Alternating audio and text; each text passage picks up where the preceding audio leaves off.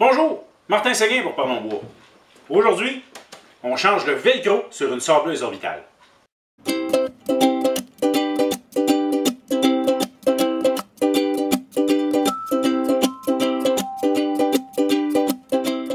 Si vous aimez ce que je fais, je vous invite à vous abonner à ma chaîne YouTube en cliquant sur le bouton s'abonner dans le bas, ainsi que la petite cloche de notification pour être informé de toutes mes nouvelles vidéos. En étant abonné, ça va vous permettre de facilement consulter mes anciennes vidéos. Je vous invite également à vous abonner à ma page Facebook Parlons Bois, à mon compte Instagram Parlons Bois, ainsi qu'au groupe d'entraide Parlons Bois sur Facebook, qui vous permet de montrer ce que vous avez fait, d'aider les autres et de vous faire aider. Sur ce, bonne écoute! Lors de récents travaux extérieurs sur ma galerie, des planches de bois, j'ai décidé de tout repeinturer. Bref, il fallait que j'enlève la vieille peinture. À l'orbitale, c'est faisable, mais c'est long. Bref, j'ai utilisé ma sableuse à bande, beaucoup plus efficace. Par contre, ça ne fait pas un beau fini. J'ai décidé d'y aller avec l'orbitale. C'était une excellente idée, ça travaillait assez bien. Mais à un moment donné, coudonc, il me semble que ça sable mal.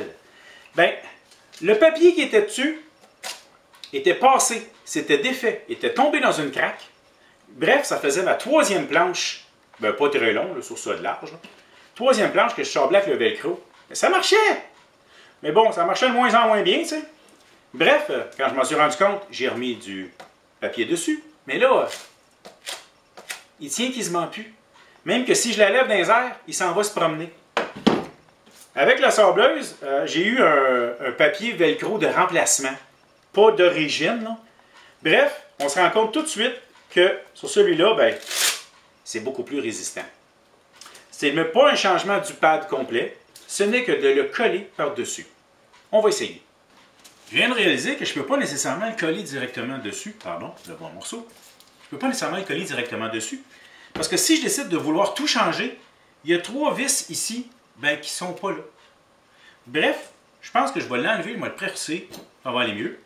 Dans mon cas ici, c'est des vis de type Torx. En tout cas, c'est comme Allen, mais en étoile. Un Allen étoilé. Bref, j'enlève le fond. Bon, ben c'est assez facile à enlever, honnêtement. Vraiment facile. Ça peut permettre justement de faire un certain petit nettoyage, là, si vous avez fait des travaux. Oh, moi, je vois que l'aluminium ici est un peu endommagé.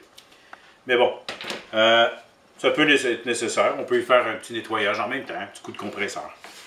Bon, maintenant, comment est-ce qu'on fixe ça par-dessus? Là, mettons que j'enlève mes vis.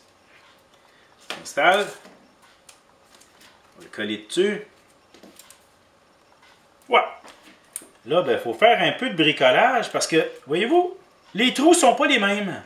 Ça, c'est plus un universel. Peut-être pas aussi efficace que je pensais. Voyons voir. Je pense que de même, je vais aller chercher le meilleur de mes trous. OK. Voyons voir si... Wow! OK. Ça va-tu marcher, cette affaire-là?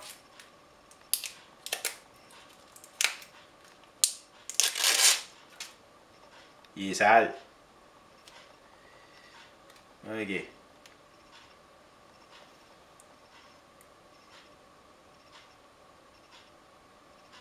J'ai 3 trous que je peux bien aligner. Voilà. Là, ça va marcher. Parfait. Mais c'est pas parfait pour les trous. Voyons voir. Maintenant, il faut que je reperce ici pour être capable de revisser ça à sa place.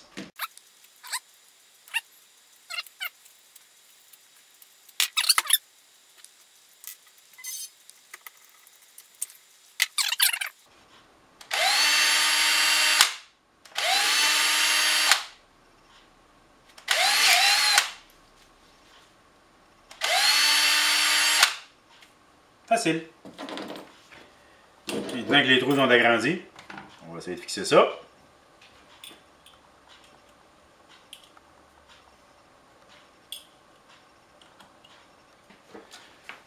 Voilà, fixé.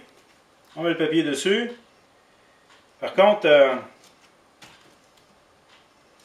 je suis à 80% environ de ma capacité au niveau de la succion, au niveau des trous.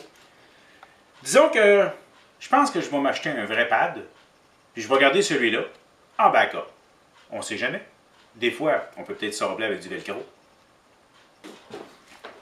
En fin de compte, c'est effectivement ce que j'ai fait. 23 $ sur Amazon, un nouveau pad, beaucoup mieux.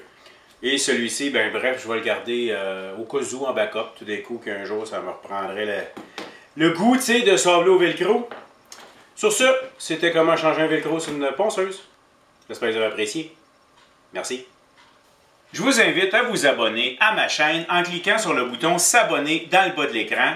Prenez le soin de mettre le petit paramètre qui va vous envoyer une alerte lorsque je sors une nouvelle vidéo. Vous pouvez également me suivre sur ma page Facebook ou ma page Instagram. C'est facile, ça s'appelle Parlons Bois. Et si ça vous intéresse d'avoir une petite formation privée, juste à me contacter, on va s'arranger.